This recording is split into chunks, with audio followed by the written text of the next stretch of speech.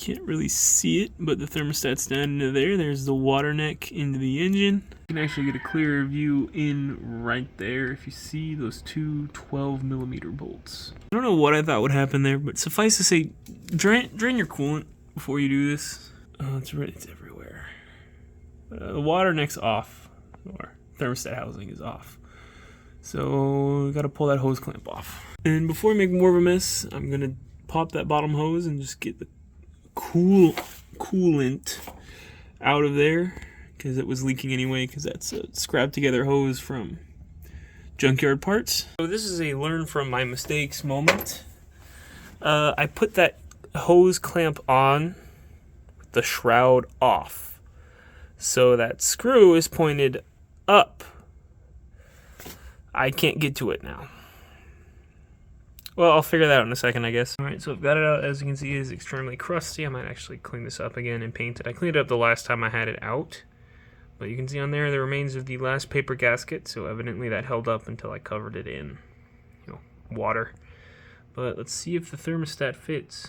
That looks to me to be correct. Let me see if it goes down into the water neck properly. So this does look to be the correct thermostat for this application. So if you're ever looking for one for your Cushman white truck, part number 3848 from O'Reilly's. I believe I also saw an alternative on AutoZone, if for whatever reason you go that way.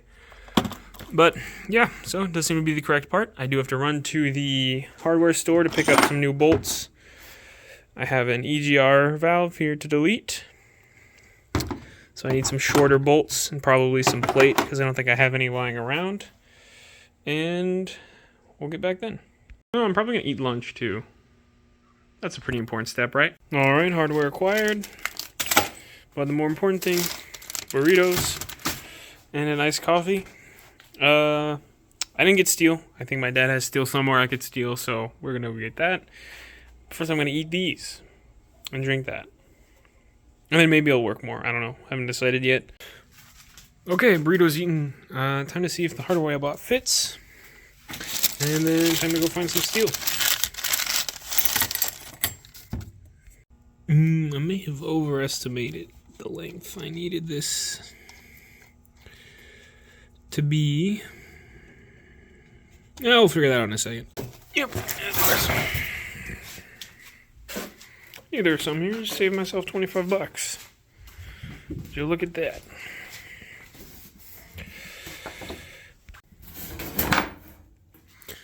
Alright, get the pattern made.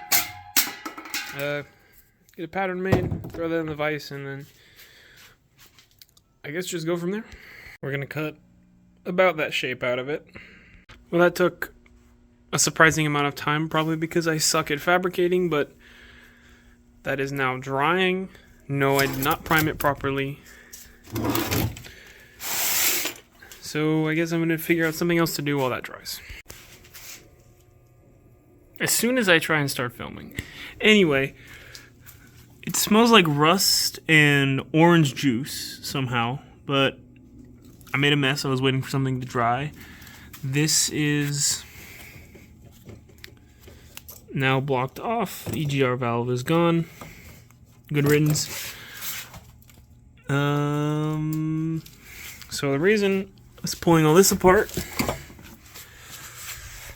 is because this was currently one of my radiator hoses assembled from a Ford Ranger junkyard hose and I think part of a BMW. It wasn't very good.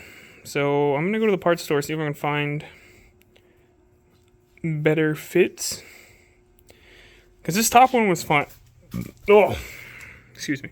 This top one was fine, but that bottom one was leaking when it was attached because it's not the right size and there's like 3 hoses shoved over each other. So we're gonna hopefully fix that. We're gonna address that. I take this to the parts store, look at some hoses. Alright, so I'm back. Not working on the truck, obviously. I actually went to the junkyard to get some parts for a different project that you'll see later. But right now, I'm hungry, so I'm gonna go get a burger. Hi, welcome back. You'll notice many things have changed. You know, the bumper delete has been performed. Also, the interior delete has also been performed for reasons I'll explain in a second. But the biggest thing to realize is that this is facing a different direction than yesterday. And that's because as soon as I got the cameras off, started actually just working on it, got some hoses in. Got new radiator hoses in that aren't junk. Gave thermostat housing the Chinese rebuild. No, you can't look closer at it. And did a little more fiddling with the carb and throttle linkage here. I'm still not entirely happy with it, but that's a change for later. It works for now. If I flip the key.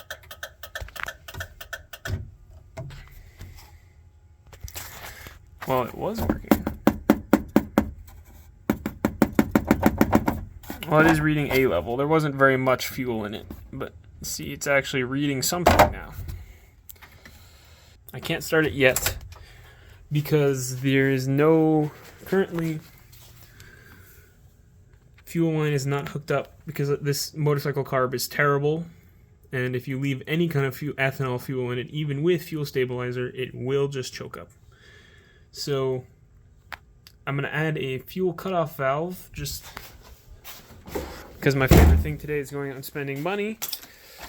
Cheap lawnmower fuel valve I'm going to pipe in there just to be able to shut off the fuel. I'm also probably going to put a switch in to the fuel pump circuit so I can just cut the fuel pump.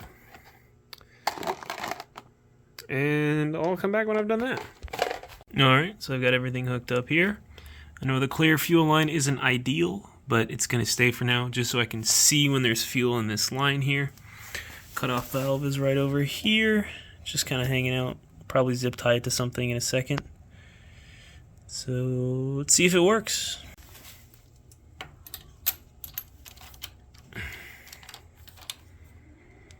Just race car things, you know.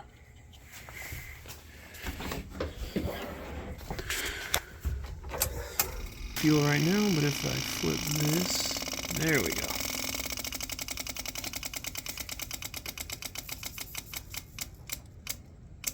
We're nice and primed. Let's see. Actually, hold on. Open the door first so I don't die. See if she'll start up for us.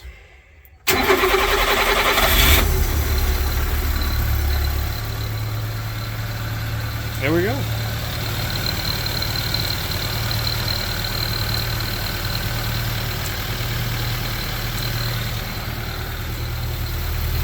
It's as simple as that. Fuel gauge is working. Only thing that doesn't really work is the speedo at the moment, but I can get a cable for it later and that will fix that.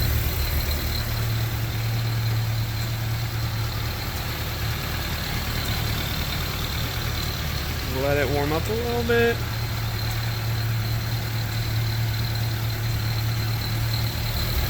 It's a little clicky when it's warm. So what I'm going to assume happened is someone adjusted these valves with it cold, not warm. You're supposed to do it warm. So for now, we're going to give it a little sip of this. Also probably going to put some thicker oil in. I'm going to change the oil again. There's just some cheap Super Tech in there right now. Throw some of this in there. See if it helps with my ticky lifters for now. I understand this is not ideal. I should actually go in and adjust those. But I don't have the tools for it right now. They're really specific measurements that aren't on normal feeler gauges. So this is what we get for now. Also, that other noise is the alternator bearing is absolutely cooked. Yes, it runs, it drives, it cools, it does charging, does all that. Anyway, so the reason I have the bumper off is it looks like trash. So does the center console, so does most of the interior trim. It's that kind of 80s to 90s bare industrial plastic gray that a lot of the lower trim Civics got. And I mean, there's nothing wrong with it. I just think it looks bad. So got myself, frankly, very expensive can of vinyl dye. So I'm gonna go ahead and see if I can make I start with the center console because it's smaller. See if I can make that look a little bit better. Now this should go without saying, but if you don't know, use like acetone or alcohol to degrease this because it is plastic. If you use something crazy like, you know, like actual degreaser or paint thinner or something like that, you're just gonna melt the plastic. So just use like alcohol. Actually works really well for plastic. A lot of people do that for models, or just like I said, acetone.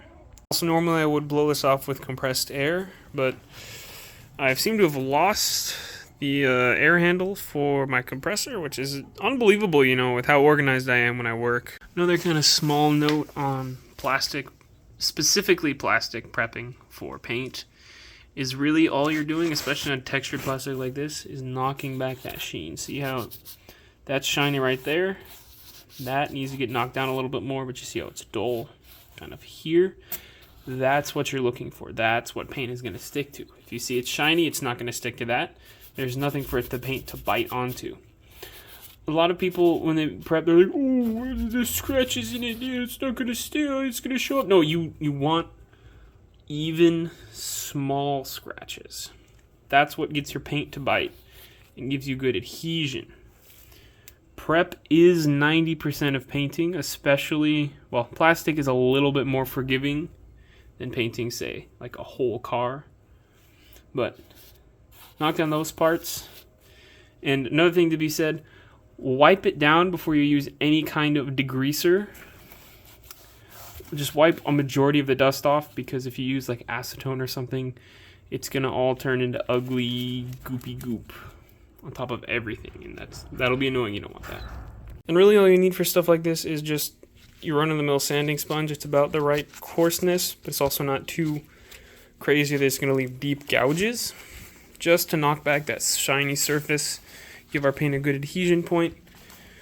It also helps because you can go around corners and stuff because it'll squish. You can kind of get it into some of the places you need it the most. Alright, so this is about what your first layer of primer wants to look like. You want to put it on really dry. Basically, it should almost be dry immediately. And you can still see some of the original plastic through it. It's slightly transparent. This is just really going to give us a good layer for that next layer of primer and paint to really grab onto. I'm probably going to do about 2 coats of primer and then about 3 coats of paint. Alrighty, and then your second coat of primer should look something like this. You can see it's just barely shiny to the eyes. That's going to give us a thicker layer. It's going to cover everything and really give us a good foundation to build on. Now this is actual automotive style primer, so I am going to need to come back out and sand this in about 15 minutes. This can's actually empty. It's one of the reasons I use it. I've had it lying around for a while. But, so yeah. That's going to be our primer, and then we'll move on to our paint once this is dried, and I've sanded that back a little bit. You basically just want to smooth out some of the imperfections with a pretty high grit sandpaper. I'll show you that in a second.